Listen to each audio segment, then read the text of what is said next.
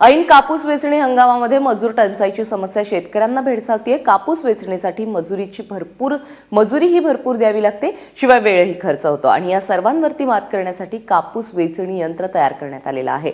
कसं आहे हे यंत्र आपण पाहूयात।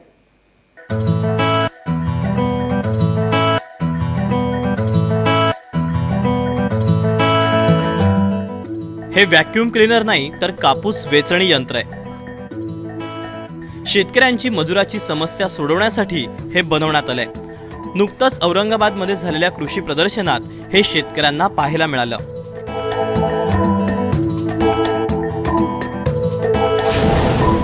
हे आपलं प्रोडक्ट आहे श्रीजय 380। याचं वजन जे आहे 800 ग्रॅम आहे। एका पाण्याच्या बाटलीपेक्षा याचं वजन कमी आहे। मार्केटमधली कोणतीही तुम्ही टू व्हीलरची डीसी बॅटरी घ्या, ती बॅटरी साधारणतः 8 तास चालते। 8 तासामध्ये साधारणतः हा 80 ते 100 किलो हा कापूस गोळा करतो। त्याच्यामध्ये कुठलाही काडी कचरा पालापाचोळा ओढणार नाही, कारण ही मेकॅनिकल आहे। मेकॅनिकल असल्यामुळे हे रोटेट होतो।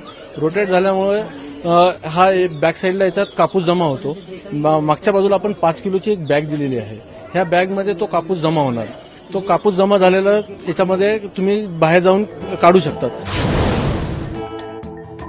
या यंत्राच्या समोर फिरणारे दाते आहेत। या दात्यांमुळे कापूस बोंडापासून वेगळा होतो आणि व्हॅक्यूमच्या मदतीने हा कापूस यंत्रामध्ये खेचला जातो। यंत्राच्या मागील बाजूस असणाऱ्या या पिशवीत हा सगळा कापूस जमा होतो। विशेष म्हणजे कापूस वेचताना कोणताही काडी कचरा येत नाही। शेतकऱ्याचे जे श्रम आहेत हे 80 ते 90% पर्यंत हे श्रम कमी होणार आहे। कारण ज्यावेळेस तो बोंडापाशी जातो, बोंड तो काढतो, त्याच्यातून कापूस वेचताना त्याच्या बोटाला ते बोंड टोचलं जातं। ते बोंड ह्याला टोचणार नाही, त्याच्यामुळे त्याच्या कामाची इफिशियन्सी वाढेल। जो 2 माणूस जे काम करतात, एका दिवसामध्ये ते 40 ते 50 किलो पर्यंत एक माणूस गोळा करतो।